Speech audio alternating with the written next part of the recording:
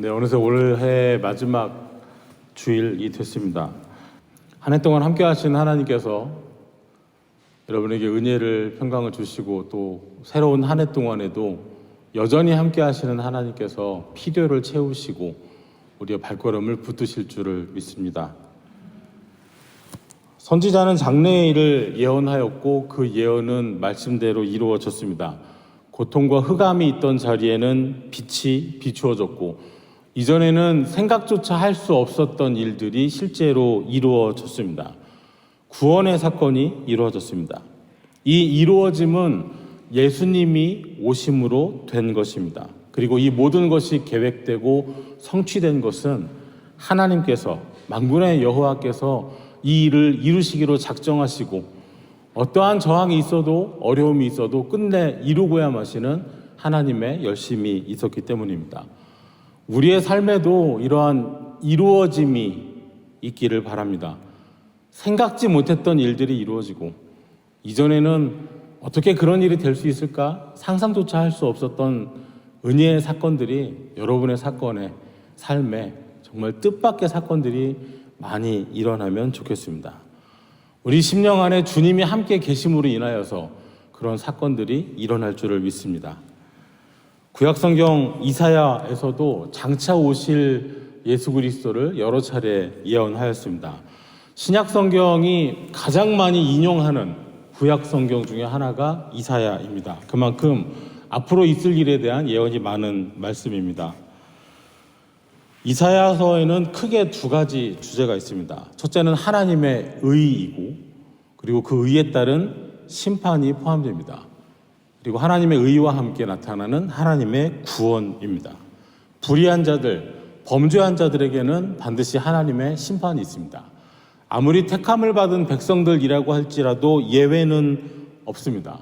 택함 받았다고 하는 유대인들도 또 그렇지 못하다고 여김을 받았던 이방인들도 동일하게 하나님의 의 앞에서 심판을 받습니다. 그러나 언제나 하나님의 심판은 의로우신 하나님의 심판 가운데에는 하나님께서 사랑하시는 자들을 위한 긍휼이 함께 있습니다. 하나님을 찾는 사람들, 하나님을 붙잡으려고 하는 사람들, 죄 가운데 있음에도 불구하고 여전히 나의 소망은 하나님밖에 없다는 사실을 인정하고 하나님을 향해 고개를 드는 눈길을 돌리는 자들을 향한 긍휼이 있습니다. 하나님은 그들을 불쌍히 여기시고 그들의 외침을 그들의 원함을 외면하지 않으십니다. 북쪽 이스라엘은 이미 멸망을 해버리고 남쪽 유다마저도 침략을 당하고 있는 상황이었습니다. 북으로부터 남으로 대적이 쳐들어오고 있었습니다. 먼저 북쪽에 있는 스불론과 납달리 땅이 먼저 점령을 당했습니다. 국경이 뚫린 것이죠.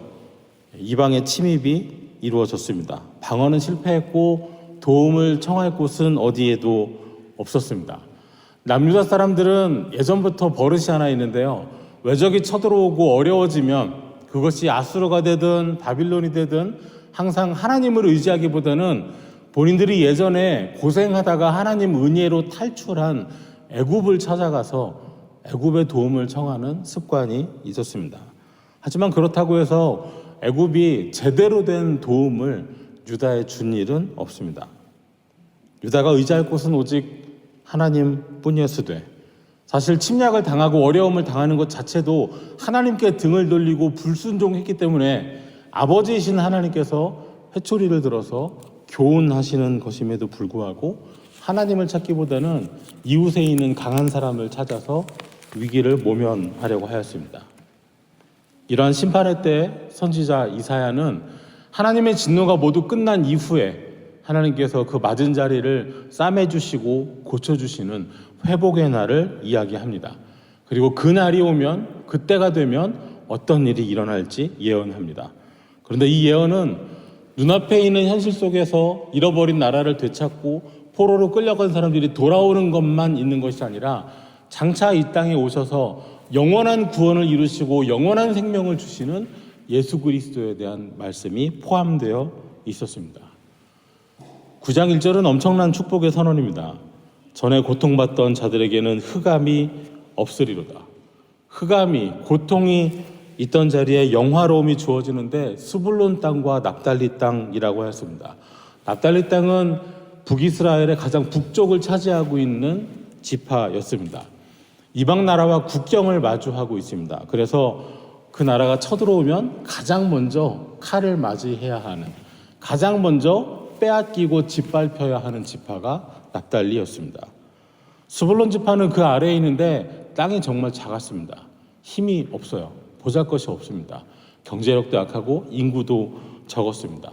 그래서 심지어 같은 동족들로부터도 멸시를 받는 사람들이었습니다.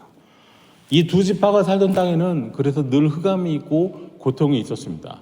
그리고 이사야가 말씀을 전하고 있는 이 순간에도 가장 먼저 외적의 침입을 받아서 이미 정복 땅에서 빼앗기고 있는 상황이었습니다. 그러나 사망의 그늘질 땅에 빛이 비치도다.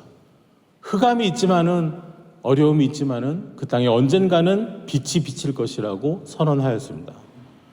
우리 마태복음 4장 13절부터 16절입니다. 우리 화면에 같이 있습니다. 우리 처음부터 끝까지 함께 읽어보겠습니다.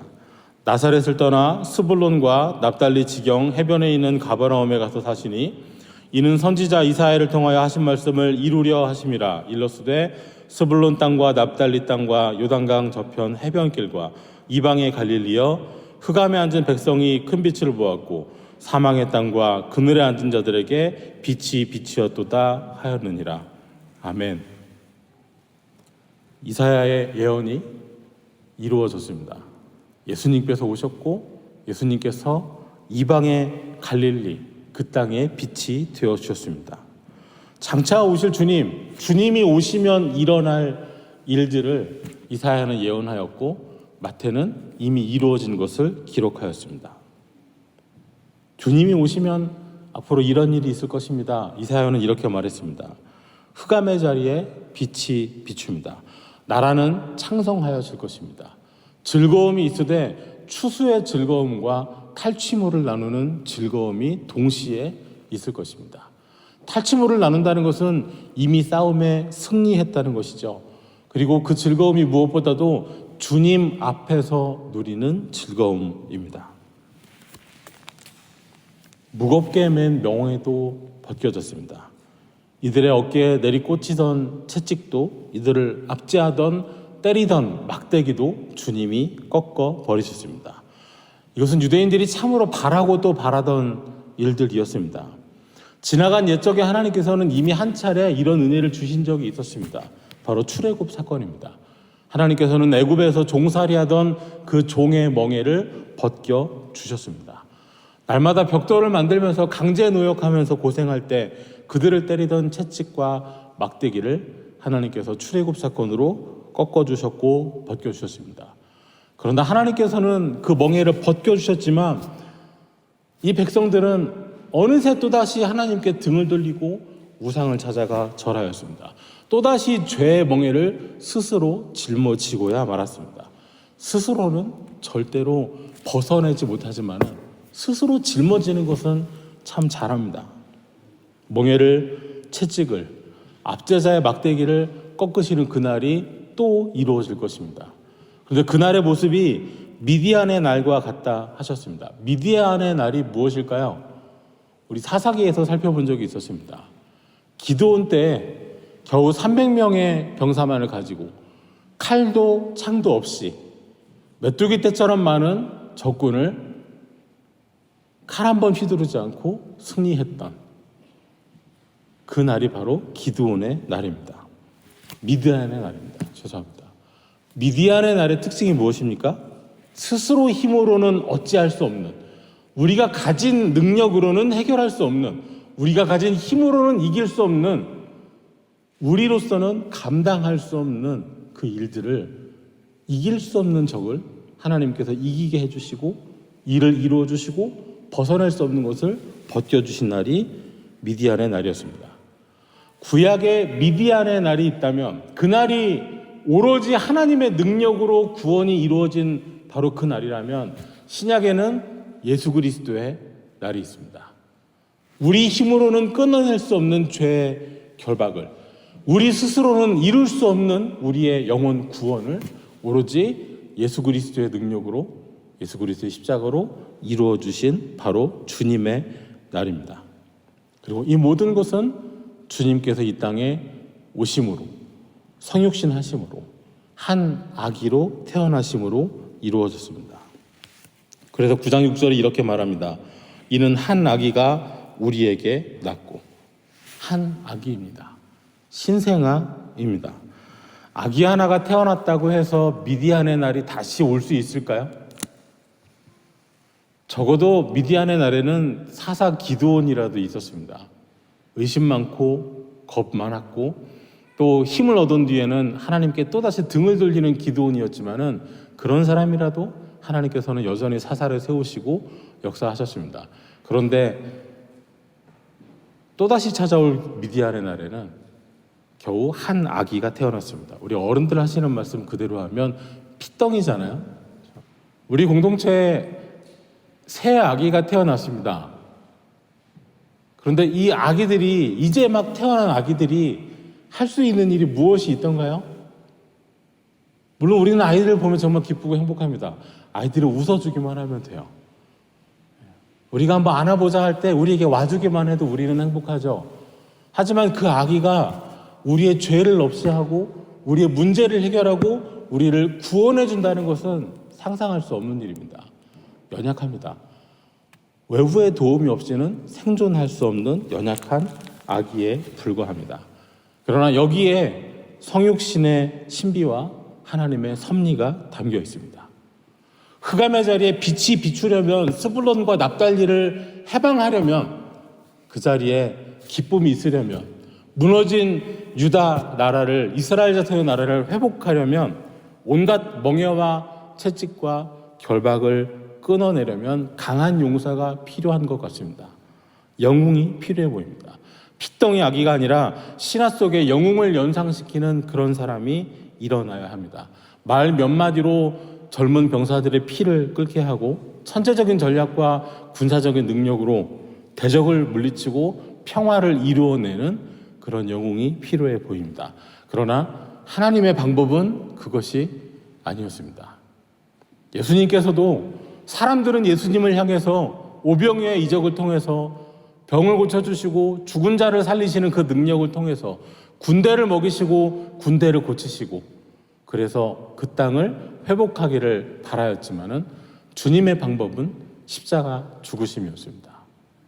하나님의 계획은, 하나님의 섭리는 한 아기를 통해서, 그리고 너무나도 무력해 보이는 십자가의 죽음을 통하여서 우리로서는 끊어낼 수 없는 그 모든 결박과 죄의 문제를 해결해 주시는 것이었습니다. 구유에 누워있는 아기에 불과하지만은 그 어깨에는 정사를 메었습니다. 통치권을 가지고 있다는 뜻입니다. 이사야 6절 말씀에는 장차 태어날 그 아기를 통치자, 왕으로 오시는 그 아기의 이름을 몇 가지 이야기합니다. 먼저는 기묘자와 모사라 하였습니다. 너무나 놀라워서 말로 형용할 수 없습니다. 모사라고 하였습니다. 그 지혜를 감히 측량할 수가 없습니다. 전능하신 하나님이라 하였습니다. 기묘라 모사라, 감히 생각할 수 없는 그 일들을 전능하신 하나님이 이루십니다. 여기서 전능하다 하시는 것은 뭐든지 다 하실 수 있다라는 의미가 아니라 한번 계획하시면, 뜻을 정하시면 어떠한 저항이 있어도, 어떠한 장애가 있어도 끝내 그 일을 이루고야 마시는 하나님의 전능함을 말합니다. 성경의 여러 인물의 삶을 통해서 우리는 확인할 수 있습니다. 믿음의 조상된 아브라함이 아브라함 되기까지 그가 가지고 있는 의심과 믿음 없음에도 불구하고 하나님께서는 전능하심으로 하나님의 뜻을 이루어 내셨습니다. 아브라함과 사라 사이에 너희 둘 사이에 아들이 있으리라 라는 그 말씀을 끝내 이루시기 위하여서 하나님께서는 누이라고 둘러댔다가 2번이나 다른 남자한테 보냈던 사라를 하나님께서 안전하게 돌려보내 주셨습니다. 모세를 통해서도 나타납니다. 출애굽의 역사, 감당해야 하는 사명이 있음에도 불구하고 자기 혈기로 사람을 때려 죽이고 일을 이루지 못하게 되었으나 광야로 숨어 40년을 살았으나 그럼에도 불구하고 하나님께서는 정하신 때 정하신 뜻을 이루어내고야 마셨습니다. 오늘 우리가 가지고 있는 허물과 우리의 연약함과 우리의 죄와 우리의 온갖 부족함에도 불구하고 우리를 향해 가지고 계시는 하나님의 뜻, 주님의 계획을 주님께서 반드시 이루고야 마실 것입니다. 우리가 얼마나 연약하든, 우리가 얼마나 부족하든, 우리가 얼마나 가난하든, 우리가 얼마나 악하든, 우리가 얼마나 부정하든, 우리가 얼마나 하나님 앞에 불순종하든 그것이 하나님께서 뜻을 이루지 못하시게 만드는 장애가 될 수 없습니다. 영존하시는 아버지라 하였습니다. 예수님은 아들이신데 왜 아버지라 하실까요? 여기서 아버지는 아버지와 아들의 관계가 아니라 창조주 되심을 의미합니다. 주님께서 저와 여러분을 새롭게 창조하셨기 때문입니다. 평강의 왕이라 하였습니다. 샬롬의 왕입니다. 아랍 사람들은, 중동 지역 사람들은 국가를 막론하고 언어가 조금씩 달라도 다 샬롬하고 평안을 빌고 인사를 하지요. 샬롬은 단지 전쟁이 없는 평화만은 아니라고 하죠. 샬롬의 근본적인 의미를 찾아가 보면 끊어진 것을 다시 이었다는 뜻이 있다고 합니다. 하나님과의 관계, 끊어진 것을 한 아기가 다시 이어놓았습니다. 죄로 말미암아 단절된 하나님과 우리 사이를 주님께서 다시 이으신 것입니다. 이 단절을 회복시킬, 다시 이어줄 권세를 가지고 있는 왕이신 그가 바로 한 아기 예수님이었습니다. 이 모든 일을 이루시는 방법, 베들레헴에서 태어난 구유에 누인 아기는 그 어깨에는 통치자의 권세를 가지고 있었고 그 아기의 이름은 기묘자요 모사이며 전능하신 하나님이며 영전하시는 아버지이시고 평강의 왕이십니다. 그리고 이사야가 이 말씀을 예언했던 이때로부터 이 한 아기가 낳을 때까지는 어림잡아 700년의 시간이 필요했습니다. 지금 이사야가 예언을 하고 있는 이사야 9장을 말하고 있는 그 시점에는 이미 아수르 군대에 스불론과 납달리가 정복을 당해서 짓밟히고 있는 때였습니다. 한 아기가 태어나려면 아직 700년도 더 남았습니다. 그러나 그가 오시기까지 여호와 하나님의 열심이 이 일을 이루고야 마실 것입니다. 하나님의 열심, 오늘 여러분을 향한 하나님의 열심은 결코 쉬는 법이 없습니다. 오늘 성탄이 하루 지난 이 주일에 한 아기를 여러분의 중심 속에 모실 수 있기를 바랍니다. 갓 태어난 어린 아기이지만은 정사를 메웠습니다. 통치권을 가지고 있습니다. 주님께서 우리 삶에 대해서 통치하실 수 있는 권한을 가지고 계신다는 사실을 받아들여야 하겠습니다. 주님께서는 우리에게 명하실 수 있습니다. 우리는 이쪽으로 가고자 하나 주님 저쪽을 원하시면 우리에게 명하실 수 있는 권세가 주님께는 있으십니다. 신앙이란 내 뜻대로 주님을 부르는 것이 아니라 주님의 뜻대로 우리 삶을 조정하고 따라가는 것이 신앙이 아니던가요? 기묘자이신 모사이신 예수님을 또한 만나시기 바랍니다. 상상할 수 없는, 우리가 가늠할 수 없는, 우리가 생각지도 못한 일들을 우리 삶에 이루어내시는 측량할 수 없는 지혜를 가지신 주님을 모시기 바랍니다. 전능하신 하나님이신 아기 예수님을 또한 영접하시기 바랍니다. 우리 가운데 뜻을 이루고야 마시는 그 어떤 방해가 있어도 악한 마귀가 어떤 괴계를 가지고 회방을 하더라도 끝내는 우리를 향한 사랑을 우리에게 이루고야 마시는 그 전능하심을 믿으시기 바랍니다. 우리의 연약함을, 아픔을, 넘어짐을, 때로는 노골적인 불순종과 저항에도 불구하고 우리에게 주시려는 것 반드시 주시고 우리에게 이루시고자 하는 것을 반드시 이루어내시는 그 전능하심 앞에 엎드릴 수 있기를 바랍니다. 영전하시는 아버지이신 아기 예수를 또한 만나시기 바랍니다. 창조의 말씀으로 우리를 새롭게 하여 주실 것을 또한 믿으시기 바랍니다. 평강의 왕으로 오신 아기 예수님을 또한 영접하시기 바랍니다. 하나님과 우리 사이에 끊어진 것을 다시 이으셔서 진정한 샬롬을 이루어 주셨듯이 혹 우리 가운데 있는, 우리 사이에 있는 끊어짐 역시도 주님께서 다시 이루어 주실 것을, 이어 주실 것을 다시 화해하고 붙여주시고 만나게 하시고 함께 감사하게 하실 것을 믿고 기대하시기 바랍니다. 오늘 이사야의 예언에는 한 가지 특징이 있습니다. 미래의 일을 말하고 있는데요, 분명히 앞으로 일어날 일들을 말하고 있는데 모두가 다 과거의 일로 말하고 있습니다. 영화롭게 하실 것입니다가 아니라 영화롭게 하셨느니라입니다. 빛이 비칠 것이다가 아니라 빛이도다입니다. 창성하게 하실 것이라가 아니라 창성하게 하시며 즐거워할 것이라가 아니라 즐거워하오니 미디안의 날과 같이 하실 것이라가 아니라 하셨음이니이다. 아직 안 이루어졌습니다. 아직 한 아기가 나지 않았습니다. 아직 미디안의 날과 같은 주의 날은 오지 않았습니다. 그러나 선지자는 이 말씀을 기록하기를 모두가 다 과거로 기록을 했습니다.